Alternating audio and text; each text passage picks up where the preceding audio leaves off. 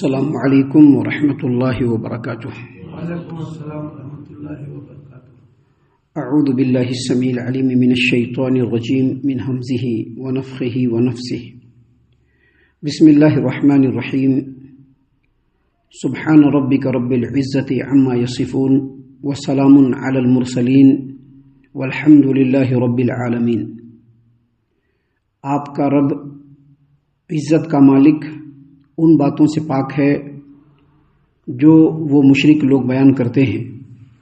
اور تمام رسولوں پر سلام ہے، اور سب تعریفیں اللہ رب العالمین کے لیے ہیں۔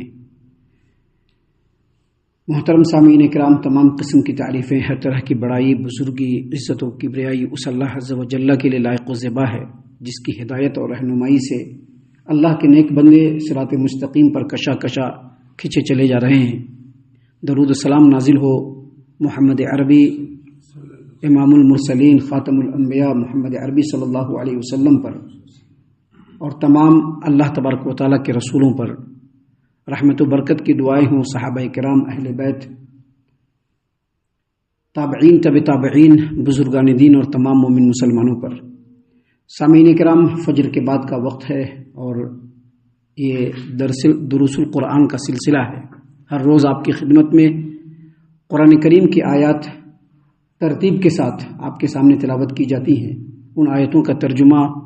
آپ تمام کی خدمت میں پیش کرنے کی سعادت حاصل ہوتی ہے، اور پھر اللہ کی توفیق سے جو اس کی تفسیر سلف صالحین کی فہم کی روشنی میں ہے وہ بھی آپ کے سامنے پیش کیا جاتا ہے۔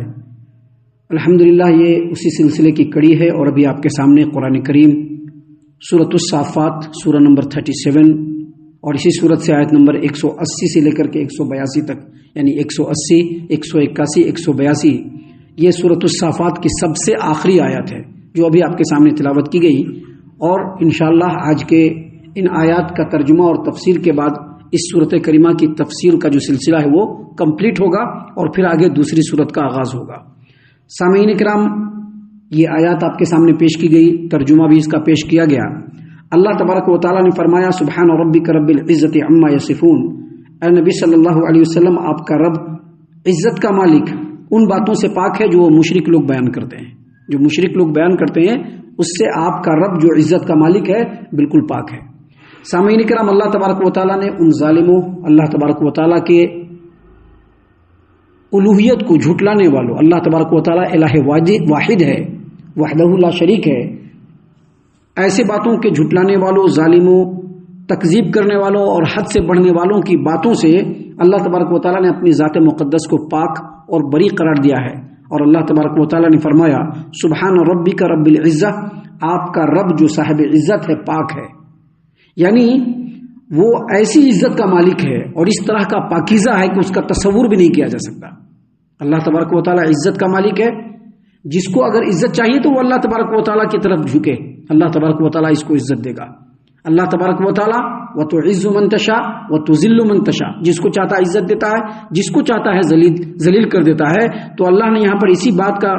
اسی بات کو بیان کیا کہ سبحان ربک رب العزت، آپ کا رب جو عزت والا ہے، پاک ہے کن باتوں سے؟ عما یصفون، ان باتوں سے جو مشرک لوگ بیان کرتے ہیں۔ یعنی اللہ تبارک و تعالیٰ نے بیان فرمایا کہ یہ جو حد سے بڑھ جانے والے، اللہ تبارک و تعالیٰ کی ذات پر افترا پردازی کرنے والے، اللہ تبارک و تعالیٰ کی شان میں جھوٹ گھڑنے والے، ایسے تمام لوگوں کی افترا پردازیوں سے، ان کی جھوٹی باتوں سے اللہ تبارک و تعالیٰ پاک ہے۔ سبھی باتوں کو چھوڑ دیجئے، ابھی سو کالڈ مسلمان لوگ کیا کہتے ہیں؟ اللہ تبارک و تعالیٰ کے بڑے بڑے پیارے برگزیدہ بندے ہیں، بڑے پہنچے ہوئے بزرگ ہیں، اللہ تبارک و تعالیٰ کے ہاں ان کو بڑا مقام حاصل ہے، یہ اگر ان سے گزارش کی جائے، اگر ان کا وسیلہ پکڑا جائے، اگر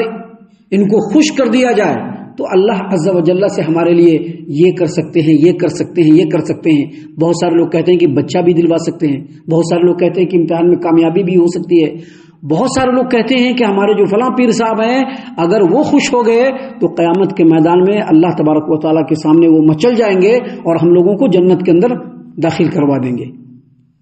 یہ ایک بات ہے جو اللہ تبارک و تعالیٰ پر مکمل جھوٹ ہے، اور اس کے علاوہ اور بھی باتیں، جیسے اللہ تبارک و تعالیٰ کے ساتھ دوسروں کو پوجنا، اللہ کے ساتھ دوسروں کو شریک کرنا، عیسائیوں اور کرسچن لوگوں کا یہ کہنا کہ جو عیسیٰ علیہ السلام ہے اللہ تبارک و تعالیٰ کے بیٹے ہیں، اللہ ان کے باپ ہیں، یا اسی طرح سے کہنا کہ مریم ان کی بیوی ہے، یہ ساری باتیں جو ہے وہ جھوٹ ہے، اپنی طرف سے گھڑا ہوا ہے، افتراء پردازی ہے۔ اللہ تبارک و تعالیٰ نے اس بات کو بیان کیا کہ سبحان ربک رب العزہ، اے نبی صلی اللہ علیہ وسلم آپ کا رب جو عزت کا مالک ہے، اما یصفون، ان باتوں سے پاک ہے جو یہ لوگ بیان کرتے ہیں۔ اللہ تبارک و تعالیٰ واحد ہے، تنہا ہے، یکتا ہے، بے مثل ہے، اس کا کوئی ہمسر نہیں، اس کے ساتھ کوئی بھی شریک نہیں، وہ پورے کائنات پر اختیار رکھتا ہے۔ اللہ تبارک و تعالیٰ کی اس کائنات میں جتنی بھی مخلوقات ہیں سب اللہ تبارک و تعالیٰ کے بندے ہیں، غلام ہیں، اللہ کے سامنے بے بس ہیں۔ اللہ تبارک و تعالیٰ ان کا دست نگر ہے، اللہ جس کو چاہے زندہ رکھے، جس کو چاہے مار دے، اللہ تبارک و تعالیٰ جو چاہے کائنات میں کر دے، کوئی اس کو پوچھنے والا نہیں۔ اللہ جس کی چاہے سفارش کو قبول کرے وہی سفارش کر سکتا ہے، دوسرا سفارش نہیں کر سکتا۔ اللہ تبارک و تعالیٰ ان تمام باتوں سے جو مشرکین بیان کرتے ہیں اللہ پاک ہے۔ اللہ نے سب سے پہلے کہا سبحان ربک رب العزت عما یصفون، آپ کا رب عزت کا مالک ان باتوں سے پاک ہے جو مشرک لوگ بیان کرتے ہیں۔ وسلام علی المرسلین، اور تمام رسولوں پر سلام، یعنی دنیا میں بھی اور آخرت میں بھی تمام رسولوں پر سلام، یعنی صرف نبی کریم صلی اللہ علیہ وسلم پر نہیں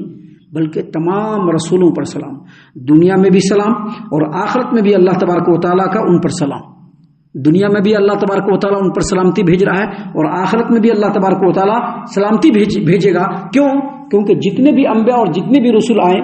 انہوں نے حق بات کہا، انہوں نے سچ بات کہا، انہوں نے درست بات کہا، انہوں نے وہی باتیں کی جن سے اللہ عز و جل راضی ہوتا ہے۔ اور اس کے بعد اللہ تبارک و تعالیٰ نے اخیر میں کہا والحمد للہ رب العالمین، تمام تعریفیں اللہ رب العالمین کے لیے ہے، یعنی دنیا میں بھی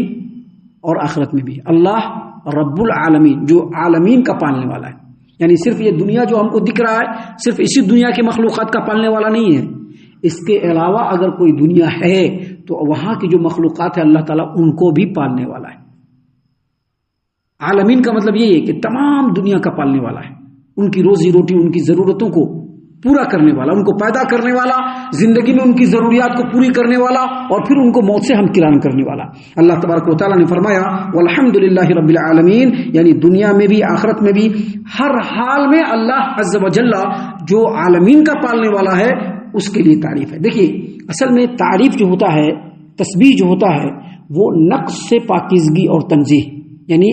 اللہ پاک ہے، اللہ بے عیب ہے، اللہ پاک ہے، اللہ بے عیب ہے، اس میں کوئی کمی نہیں۔ اس لیے جہاں پر اللہ تبارک و تعالیٰ کی تعریف قرآن کریم میں آئی ہے وہیں پر اللہ تبارک و تعالیٰ کی تسبیح بھی بیان کی گئی ہے، کیونکہ اگر تعریف ہے تو تعریف کیوں ہے؟ کیونکہ اللہ تبارک و تعالیٰ ہر نقص سے پاک ہے۔ جہاں پر بھی آپ قرآن کریم میں دیکھیں گے الحمدللہ رب العالمین کا ذکر ہے، وہاں پر اللہ تبارک و تعالیٰ کی تسبیح بھی بیان کی گئی ہے۔ سامعین کرام، یہاں پر اللہ تبارک و تعالیٰ نے فرمایا وسلام علی المرسلین، تمام رسولوں پر سلام۔ اللہ نے کیا فرمایا؟ وسلام علی المرسلین، تمام رسولوں پر سلام۔ اس سلسلے میں نبی کریم صلی اللہ علیہ وسلم کی حدیث ہے، حافظ ابو جعفر ابن جریر طبری رحمۃ اللہ علیہ نے تفسیر الطبری کے اندر اور امام ابن ابی حاتم نے تفسیر ابن ابی حاتم کے اندر امام سعید بن ابی عروبہ سے اور انہوں نے قتادہ سے روایت کیا کہ نبی کریم صلی اللہ علیہ وسلم نے فرمایا اذا سلمتم علی فسلموا علی المرسلین فانما انا رسول من المرسلین، یعنی دیکھو جب تم سلام بھیجو تو تمام رسولوں پر سلام بھیجو، صرف مجھ پر سلام نہیں بھیجو، تمام رسولوں پر سلام بھیجو۔ کیوں؟ کیونکہ میں بھی رسولوں میں سے ایک رسول ہوں، نبی کریم صلی اللہ علیہ وسلم رسول ہیں، لہذا صرف ان پر سلام نہیں بھیجنا بلکہ تمام رسولوں پر سلام بھیجنا۔ اسی لیے ہم لوگ جب کسی نبی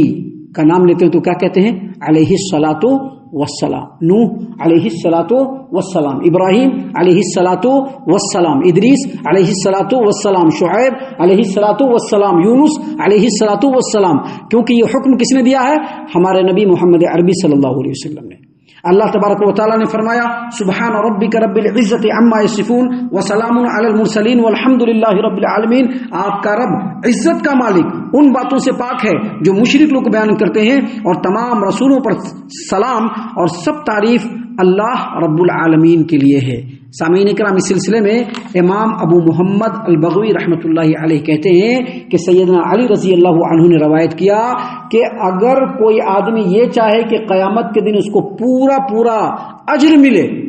تو اگر وہ کسی مجلس میں بیٹھے تو اس کے مجلس کی آخری بات یہی ہونی چاہیے، سبحان ربک رب العزت عما یصفون وسلام علی المرسلین والحمد للہ رب العالمین۔ اگر اس کو چاہیے کہ وہ قیامت چاہتا ہے کہ وہ قیامت میں اس کو پورا اجر و ثواب ملے، تو اس کی آخری بات کسی بھی مجلس میں یہی ہونی چاہیے۔ اسی طرح سے نبی کریم صلی اللہ علیہ وسلم کی حدیث ہے، کئی حدیثوں سے ثابت ہے، اور خاص طور سے سنن نبی داؤد کتاب الادب باب فی کفارۃ المجلس حدیث نمبر 4859 یعنی 4859 نمبر کی سنن نبی داؤد کی روایت ہے۔ سیدنا ابو برزہ الاسلمی رضی اللہ عنہ روایت کرتے ہیں کہ نبی کریم صلی اللہ علیہ وسلم اپنے آخری ایام میں جب بھی کوئی مجلس لگتی تو مجلس سے اٹھتے وقت دعا پڑھتے تھے، سبحانک اللہم وبحمدک واشہد ان لا الہ سبحانک اللہم وبحمدک اشہد ان لا الہ الا انت استغفرک واتوب الیک۔ یہ دعا جو ہے یہ مجلس کے آخر میں ہونی چاہیے۔ اس سے کیا پتہ چلا کہ جو ابھی یہ آیات 3 پڑھی گئی ہیں، سبحان ربک رب العزت عما یصفون، سبحان ربک رب العزت عما یصفون وسلام علی المرسلین والحمد للہ رب العالمین، جب مجلس ختم ہو تو یہ دعا بھی پڑھ سکتے ہیں، اور نبی کریم صلی اللہ علیہ وسلم کی اطاعت اور اتباع میں یہ دعا پڑھنا چاہیے، سبحانک اللہم وبحمدک اشہد ان لا الہ الا انت استغفرک واتوب الیک۔ سامعین کرام، سنن نبی داؤد کتاب الادب کی روایت ہے، نبی کریم صلی اللہ علیہ وسلم اپنے آخری مرحلے میں، اپنی زندگی کے آخری ایام میں جب بھی مجلس ختم ہوتی تو یہ دعا پڑھتے۔ تو صحابی نے پوچھ لیا کہ نبی کریم صلی اللہ علیہ وسلم آپ پہلے یہ دعا نہیں پڑھا کرتے تھے، اب کیوں پڑھتے ہیں؟ تو نبی کریم صلی اللہ علیہ وسلم نے فرمایا کہ جب ایک مجلس بیٹھتی ہے اس میں جو کچھ ادھر ادھر کی بات ہوتی ہے ان تمام باتوں کا کفارہ یہ دعا ہے۔